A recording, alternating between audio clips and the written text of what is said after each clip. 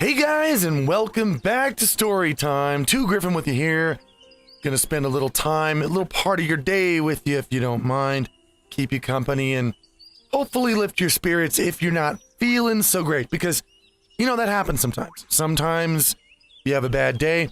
Yesterday for me was not a great day, and, you know, some of you guys out there helped lift my spirits. I want to do the same thing for you. So, first of all, I want to say that, you know, overwhelmingly, after the last episode, you guys have gotten back with me and said you definitely want to continue with Tumble's adventures, and that made me feel good, and that made Tumble feel even better because now he knows he's loved. Look at him, he's jumping for joy. You guys made him happy because, you know, now he knows that you guys love him, you care for him. He wants to, you want to know what he's going to do next.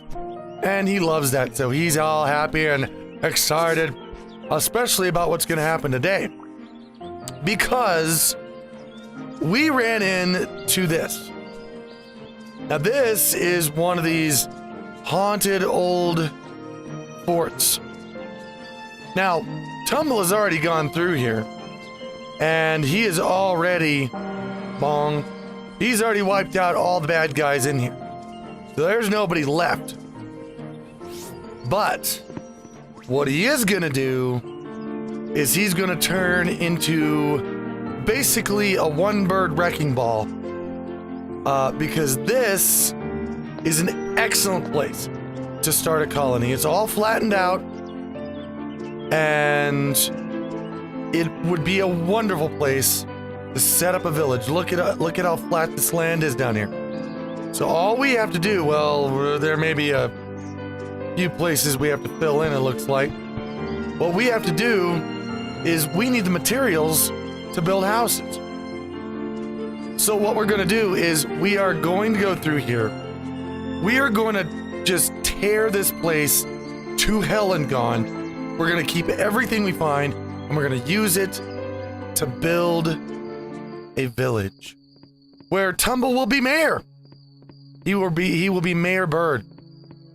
So that's what we are going to do today. Now, while we are doing this, I have a story for you, and I'll tell you right out. Today's story is not a happy one. Sometimes stories aren't always happy, sometimes they're not always positive. And today's isn't. So just letting you know. Have you ever... I know some of you guys out there are, well, even if you're not furries, a lot of people out there have pets. You may have pets. You have pets?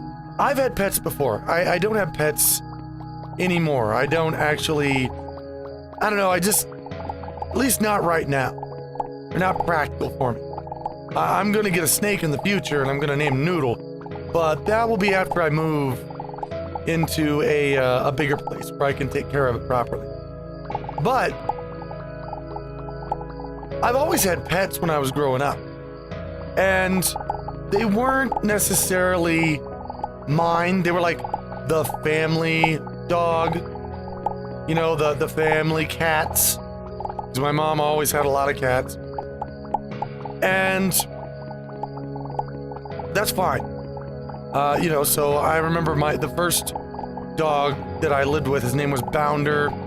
He was an old mutt. He reminded me of Snoopy. He got sprayed by a skunk once. But he was the family dog. The family went out and got him together. The first time I decided that I wanted to go out and get my own dog wasn't something that I just brought home. Because that usually winds up being people's first pets are, Mommy, you followed me home, can I keep it? No. I was about, I'd say 17 or 18, and I decided that I wanted a dog. I went out to a breeder that was AKC certified, and I wanted a Great Dane. That is the dog that I wanted, was a Great Dane. And I found specifically a Great Dane breeder. And this this breeder was legit.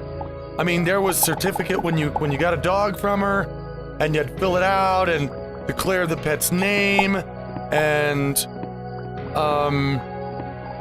everything. And this, oh God, this chick was out. She was so out in the middle of nowhere. This is Arkansas we're talking about. And I had to drive out on like 30 minutes of dirt roads in the middle of wilderness to find this place that was in the middle of nowhere. I had to cross like small streams, you know, in my Firebird. It's not like I was in a SUV, you know. I had this Firebird, which is definitely not what you want to be using to cross small rivers in. And finally I found her, and I picked out the dog that I wanted, and it was a tan. It was a tan Great Dane.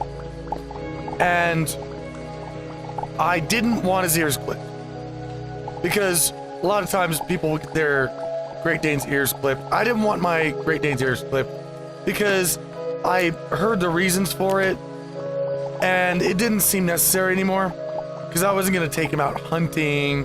I wasn't going to do anything nutty like that. I just wanted a pet. So I got this dog. I named him Ibanez. I think it was Ibanez Arcinther vibrata was his entire full name listed on the AKC official paper. And oh, what am I? Wait. Okay, I gotta be careful here. I'm not thinking, because I have to do this in a certain order, or otherwise I'll just tear down the bottom floor and top floors will still be hanging up there in midair. So let's go upstairs. Go upstairs first and make sure that we do this right. Well, okay, I hadn't even run into any upstairs yet. So this dog, this dog is just, I got him. He was 8 weeks old, and he was just a pile of puppy, little pile of puppy. That's all he was. Well, he was kind of a big pile of puppy, and he, poor thing, he didn't know what to do. He's for such a big dog, and for anybody out there who's ever owned Great Danes before, for such big dogs, they are absolute cream puffs.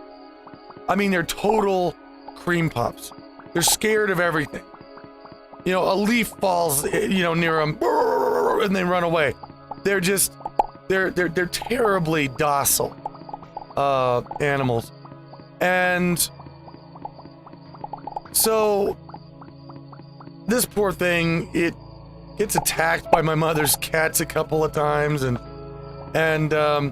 it cries because it's in unfamiliar setting, and it had to sleep in a bed with me. Had to sleep in a bed. It could not sleep unless it slept in a bed with me. And that dog just grew up in my bed with me. It couldn't sleep anywhere else after it got in the habit of it. And once that happened, well, it was there for good. Ibanez was in my bed for good. And once he grew up, he took up about half the thing too. And I had a pretty big bed. So here's this little dog. Well, he was not so little, but he grew up into this 250-pound dog. And he was massive. And he was still just as much of a cream puff as he ever was.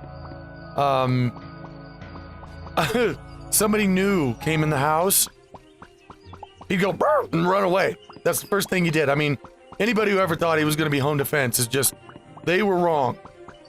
But everybody that he did know would make sure when they walked in the house to instantly cover their junk with their hands, because his tail, he had this whippy, Pluto type tail, like, Pluto the dog from Disney.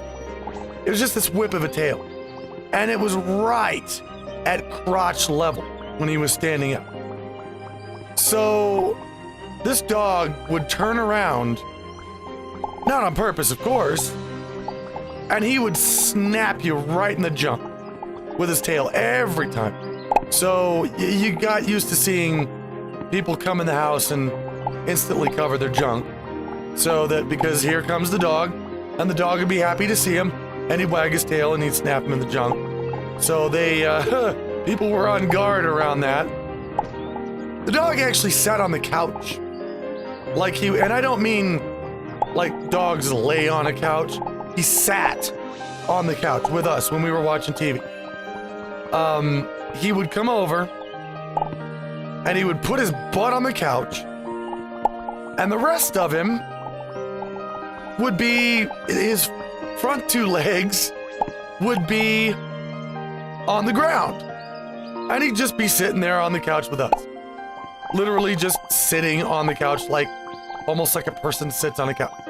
And he would sit there and he'd watch TV with us, and my brother and I couldn't play. Sometimes my brother and I would get into wrestling matches, and if we made the slightest sound, like we were playing, the house would start to rumble. And the glasses on the shelf would shake. It's almost like freaking Jurassic Park. And the dog would just come bounding down the hall, and all 250 pounds of him would just jump in the middle of us, and he could take us both on at the same time. He'd sit on one of us and be chewing on the other one.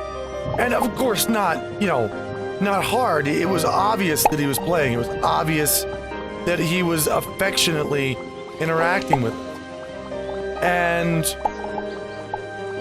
it was so amazing. He was an awesome dog.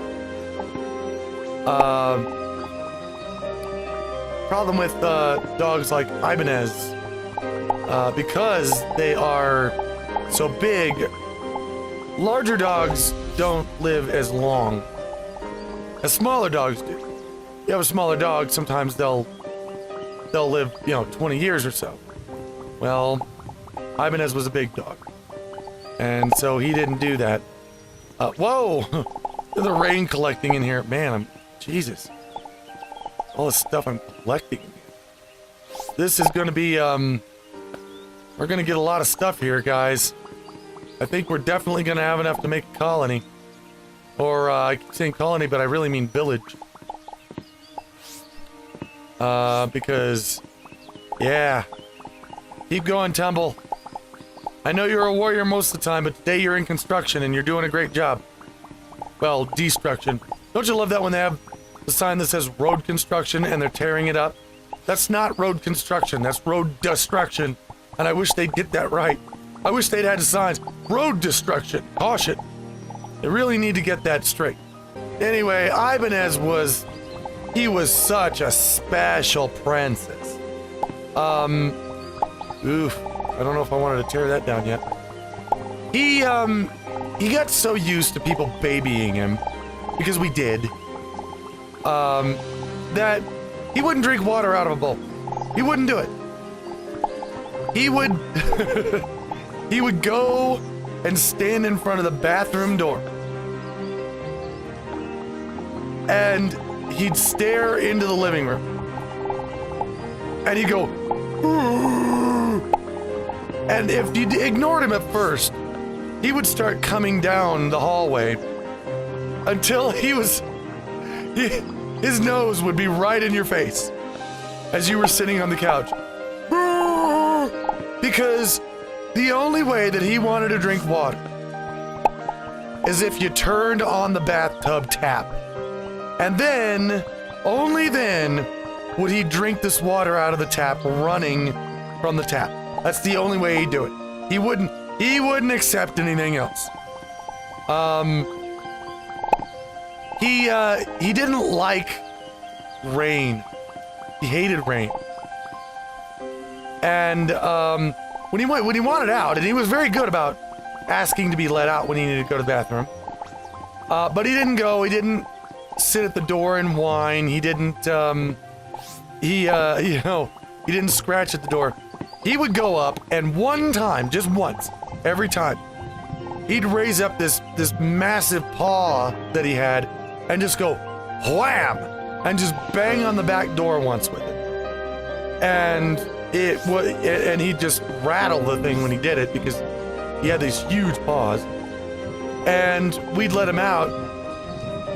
On good days, when it was bright and sunny outside, we'd go outside with him and we'd clap. We'd start clapping for him and saying, go, go, go, go. And he would start just tearing a circle around the yard. He eventually wore a racetrack looking pattern in the yard because he threw up clods of dirt with these massive paws. It was like a miniature racehorse going around in a circle, just burning all this energy and just as happy as could be. One thing he did that I loved, and we didn't discover this until later, my mother started to want to plant gardens. And so she went over one day, and we were all outside with her, and Ibanez was out there with her too. And she took a spoon, and this had never been happened before. We didn't train him to do this. He just did this. My mother took an old metal kitchen spoon, and she started digging a hole. It was just a little shallow hole she wanted to dig so that she could plant some seeds.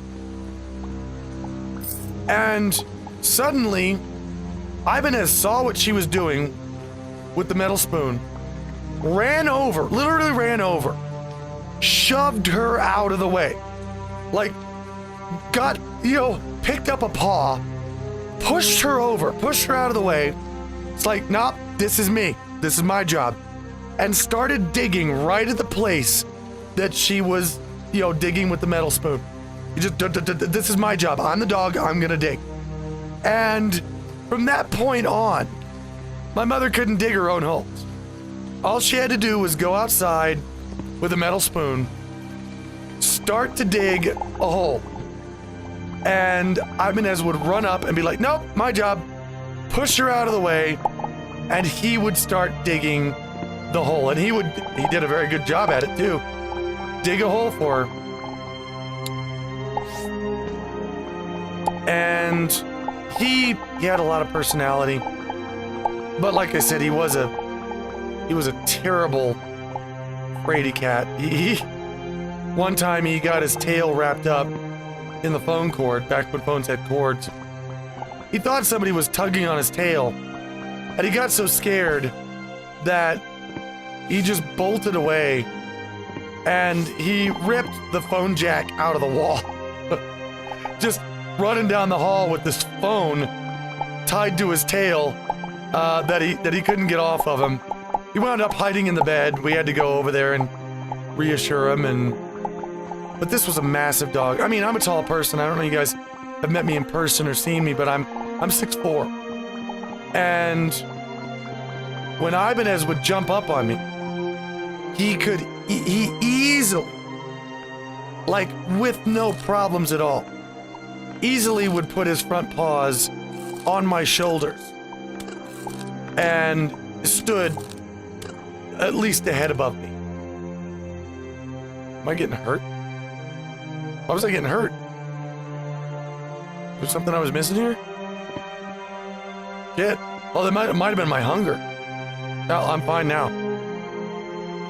Yeah, but he was massive dog. Massive, huge amount of dog. And everybody loved him. Everybody loved that dog. There was only one time I ever saw him get serious. Most of the time he would just run away. My mother started walking, and she would take him through the neighborhood, and all the kids and everybody were fascinated with him. They went the same way every day. Until the point where Ibanez got used to the path. He knew exactly where, they were supposed to go, and he would go there, on his own. My mom didn't need to tell him where to go anymore because he just knew the way. they were out for their usual walk one day, and a kid came up, just playing, of course, with a cap gun, and fired a few caps at my mother, who had Ibanez on a leash. Well, something we didn't consider because he'd never done it before is what happens if the dog does get angry. And we found out, and what happened was it took both me and my mother nearly all the strength we had to keep Ibanez off of this child. A 250-pound dog. And he was pissed. And he was literally about to tear this kid apart. And he would have done it too. We had to really, we had to haul on him to hold him back. Which was interesting because I guess at that point we realized that maybe if it ever did come down to it, that Ibanez would be there for us. You know, to actually protect us if we really, really needed it. That was an interesting day for all of us, I think. Probably even for Ibanez. I don't think he expected to do that. He'd never had to, become defensive dog before. He was always just a fun-loving, happy, playful dog. So, one day, give me this too. Because we're going to tear this whole thing down. It's going. I may not do the whole thing on camera, but I'll tell you what, by the next episode when we come back, this whole thing is going to be gone, and we're going to have a fresh place to start a village, because a lot of you have been saying, hell yeah, make a colony. So we're going to do it. Whoops. Ouch. That hoit. One day, Ibanez, he left. I'm not sure how he got out. Sometimes my mom let him out just to roam around, which was not smart. But one day he was gone, and this wasn't terribly unusual. He kind of left, but we always expected him back a certain time of the day. Usually when Mom came home from work. But he wasn't back. And then it started becoming unusual. Like, okay, he's not back anymore. Well, that's a little weird. And we waited. We waited a whole day. And the next day, he came back. He stayed out all night, and he didn't come home, which was unheard of. And it was odd. Ibanez didn't like I said before, he didn't like the rain. It's funny, when he would bang on the door, he'd instantly run out, unless you opened the door and he heard rain. And then he would back up. He would back up, and you could do this fun thing with him, where you could pick up his back legs and wheelbarrow him around. And he would have to deal, he'd go around on his front legs because, that's the only way he could deal with it. But even then, he wouldn't go outside if it was raining. He hated rain. Hated it to bits. So he comes home, and he bangs on the front door, which was weird. And we opened the door for him, and he was just standing there, and he was panting. And he was exhausted. And we don't know what he'd been doing. We had no idea. We don't know where he'd been. But he was panting and he was exhausted. He came inside, and he laid down on the floor. Now, Ibanez was famous. When you had food, he was right there.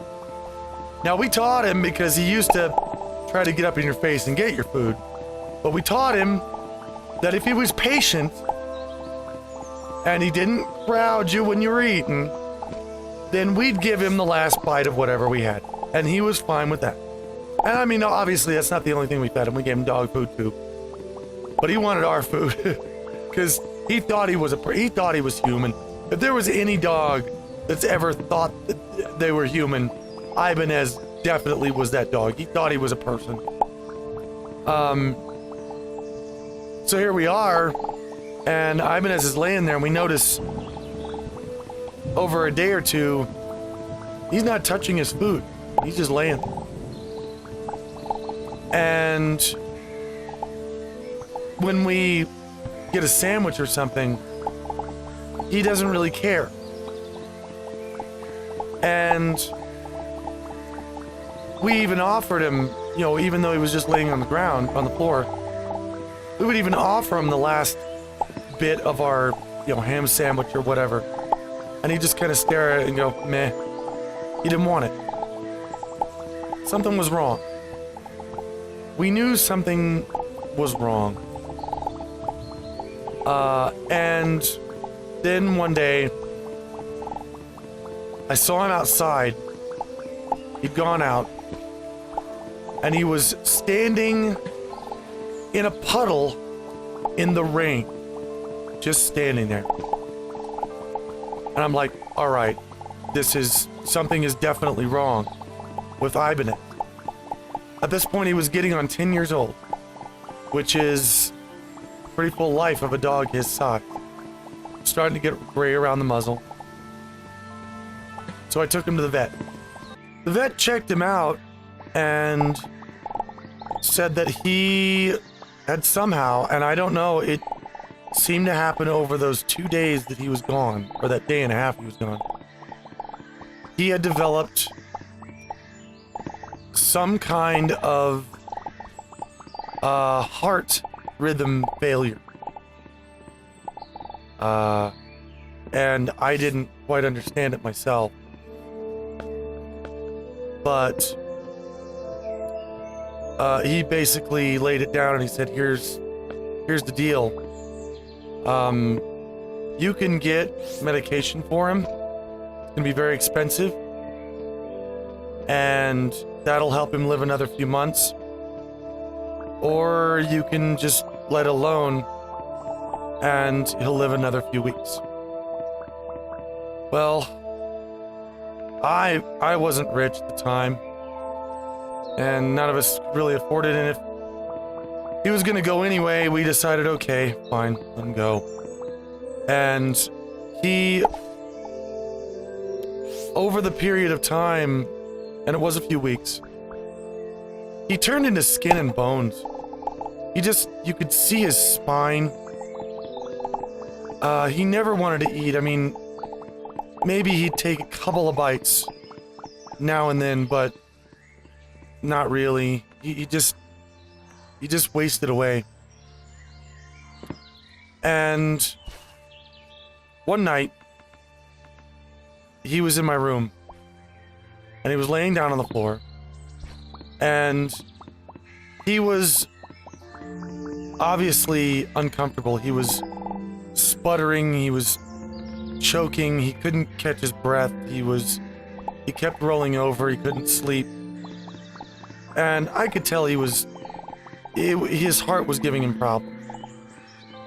And it appeared to me at the time, I didn't think he was going to make it till morning. I really didn't. It looked to me like he was just going to lay there and die. Just slowly overnight. So, at about midnight, I called the vet and I said, look, I woke him up, poor guy. I said, I've got a dog and that's dying, and I can't sit here and just let him die all night. So we need to put an end to this. So we put him in the back of the station wagon, and we drove him to the vet, and we left the window down. He was getting his last smell of fresh air. Kind of looked out the window a bit, but he was still laying down very exhausted and still kind of choking a bit. And we got him to the vet, and the vet brought out this huge syringe of pink stuff. And it was a huge syringe, too. He said later that he, put enough stuff in there to probably euthanize a horse. Because it was a very big dog. And we kept him calm, we kept Ibanez calm, while he injected him with this stuff. And this was the part that I'll never forget. Because it wasn't instant. It wasn't just he instantly died. It took minutes. And it was such a strange... I mean, it was obviously sad, but it was also this strange existential thing that was going on. There was no way to reverse it. There's no way to take this stuff back out of the dog's veins. He was dead, and there was no way to stop it. Yet he was still alive. He was still looking around. And his death was absolutely inevitable, right there in front of me. And that was so... I don't know what to call it. It was very existential. That's the only thing I can think of to call it. Just sitting there knowing that he was dead. In all intents and purposes, he was dead already. But he was still conscious and he was still moving around. And it was so strange to think that, that was it. There was nothing anyone could do at this point. It was over. But he was still, for a time, alive. And that was hard. That was one of the hardest things I've ever had to do. That was one of the hardest things I've ever had to watch in my life. I don't know if any of you guys out there have ever had a pet put down. It's not easy. It's not easy at all. And for a long time, I always questioned myself. I always questioned, well, maybe he would have gotten better. Maybe he would have had another week. Maybe it was the wrong thing to do. I mean, I've since stopped questioning myself on that. I know that what I did ultimately was the best because he was going to go anyway and it was going to probably be a long, hard process for him. So I'm okay with that now. But I still think about that sometimes. Just those minutes where he was dead. There was nothing that could ever happen that could save him. And yet there was still some moments of life left in him.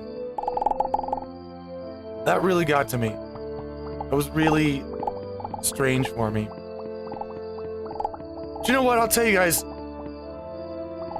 if you ever have to put a pet down, and I hope you don't, just be prepared for it to be hard. Also, I'm sorry for the morose and morbid topic today. I felt like talking about that. And I hope that's okay. Like I said at the beginning, not every story can be positive or happy. I mean, we learn just as much from the sad stories as we do from the happy ones. And God, I've got to be almost full of stuff by now, don't I? Oh, look at all that. I may have to go up and drop off some of this on the ship and come back. In fact, I guarantee I will. But sorry for the morose story today, guys. But it just felt like a day for it. I don't always tell sad stories. I promise to tell both happy ones and sad ones and depressing ones and angry ones, just all kinds of stories. And I hope that you guys just enjoy the experience. For now, we're gonna say goodbye to Tumble. Tumble still got a lot to do. He's got to wreck up this whole place, and believe me, it's really huge. But we're gonna get rid of it. We're gonna keep all this stuff. And, we are definitely going to build a village. We're gonna build some houses, have some people move in, and guess what? We're gonna have an even bigger garden. We're gonna plant everything. Everything in the world, guys, we're gonna plant it. Oops. I can still get those. I'm gonna try to get every block out of here. I hope I can. Anyway, guys. I hope you enjoyed story time today. And I hope it gave you something to think about. Something to relate to in your own life. I always read your stories. A lot of you write them. A lot of you write about your experiences after you've watched a story time. You go down in the comments and you tell me about your experiences. And you have to know I can't respond to all of them because I'd be writing novels and novels of text. But understand that I do read them. I read all of them. Everything that you guys send me, I read them. And so let me know your thoughts on this. If you've had a similar experience and what your thought on that particular existentialism is. I don't know, maybe you noticed it, maybe you didn't. Oops. Let's give Tumble a little bit more food, shall we, before we leave? Baked tater. Boiled pearl peas. How about some tomatoes? And one of these here. And another. Oof. We may have to give Tumble a bit more food here in a bit. But that's okay, our ship's just right up there and we can do that. Ouch. So guys, again, thanks for joining me today. Do hope you enjoyed the time with me. I enjoyed the time with you, and can't wait to see you again, spend more time with you on the next story time. And until then, guys, take care.